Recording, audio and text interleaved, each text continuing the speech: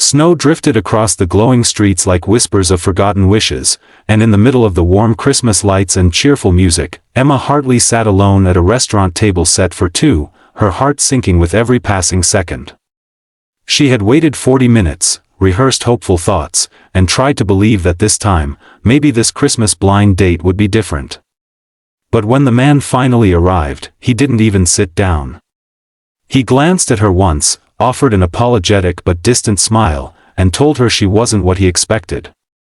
Then he turned and walked away, leaving her alone under the sparkling holiday lights, surrounded by couples laughing and families celebrating, while her own reflection stared back at her through the window with quiet humiliation.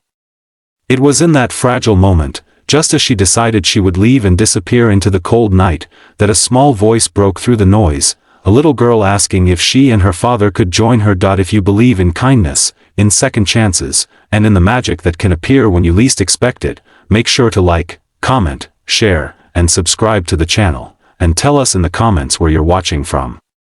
Emma had never felt the weight of loneliness as deeply as she did that Christmas Eve. Her parents lived far away, her friends were spending the holiday with their own families, and she had convinced herself that meeting someone new would fill the aching space inside her chest. Instead, being rejected so bluntly, being dismissed before she even had a chance to speak, made her feel small, invisible, and painfully aware of how often life had let her down. She swallowed hard and blinked quickly, trying not to let the tears spill. She didn't want to cry in public. Not on Christmas. Not again. But the emptiness at the table, the untouched glass of water, the cheerful songs playing overhead, they pressed against her until she felt she might break. Just as she reached for her coat, trying to quietly gather herself before slipping out, a little girl of about 6 approached her. She held a small stuffed reindeer in her arms, her eyes wide with both curiosity and a warmth that pierced through the heaviness in Emma's chest. Her father followed a few steps behind, clearly surprised and apologetic, but the girl moved with innocent boldness. She asked if they could sit with Emma because, as she put it, she looked like she needed company. Emma felt her breath catch, not because of the child's words, but because of the sincerity in them. Something inside her softened, and she nodded, letting them join her at what was supposed to be a date for two. The father introduced himself as Michael Hayes. He seemed embarrassed, gently scolding his daughter for wandering over, but Emma reassured him that she was grateful, more grateful than she could explain. Michael mentioned they had just returned from visiting the girl's grandmother in the hospital, trying to lift her spirits on Christmas Eve. His daughter, named Lily, had excitedly begged to see the Christmas decorations in town afterward, and they had happened to choose the same restaurant where Emma sat stranded in her heartbreak. Their arrival didn't feel like coincidence. It felt like something tender and unexpected, as if the universe had sent a tiny miracle to sit across from her. As the minutes passed, the initial awkwardness faded. Lily talked animatedly about her school, her grandmother, and her love for Christmas stories. Michael shared light-hearted bits of their life, just enough to make Emma smile, something she thought she wouldn't do for days. Emma found herself opening up too, telling them a little about her job, her loneliness, and how she had been stood up. She didn't go into detail, but Michael's expression softened with understanding. He didn't pity her, he simply listened, making her feel seen for the first time in a long time. The dinner that started with heartbreak slowly turned into something gentle, something healing. They ordered hot chocolate and warm food, and Lily insisted on sharing her Christmas cookies, crumbling them clumsily but joyfully onto Emma's plate. Emma felt something shift inside her, a small but unmistakable warmth returning to the place where she had felt only coldness moments earlier.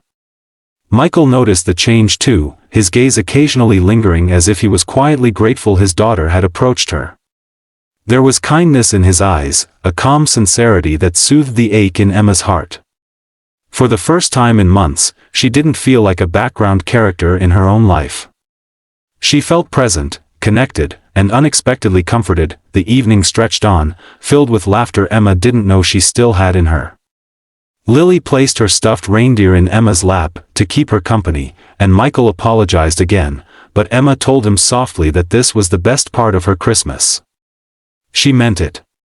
When they stepped outside afterward, the snow had thickened, blanketing the world in quiet beauty. Lily squealed and threw handfuls of snow in the air, spinning under the streetlights like a tiny angel. Michael watched her with a mix of pride and exhaustion before turning to Emma with a smile that reached his eyes. He thanked her for making their Christmas brighter, and Emma realized she hadn't been the only lonely one that night. They exchanged numbers, not out of obligation, but something deeper. Something that hummed with possibility. Over the next few weeks, they kept in touch. A simple message here. A shared photo there. Then coffee. Then long conversations that stretched into hours. Emma learned that Michael was a single father who had spent years putting his daughter first. He learned that Emma had spent too long believing she wasn't enough. Slowly, gently, their lives began to weave together. Lily adored Emma and constantly asked if she could see her again. Michael grew closer too, drawn to Emma's compassion and resilience, and she to his steadiness and kind heart. By the time the next Christmas arrived, their bond had deepened into something genuine, something real. Emma stood with Michael and Lily beside a glowing Christmas tree at a winter festival, remembering how everything had begun in that moment of rejection and heartbreak. She realized that being left behind had opened the door to something far more beautiful than she ever expected. Sometimes, she thought, life takes something away just to give you something better, something you truly deserve. If this story touched your heart, please like, share, comment, and subscribe. Your support lets stories of hope and kindness reach more people.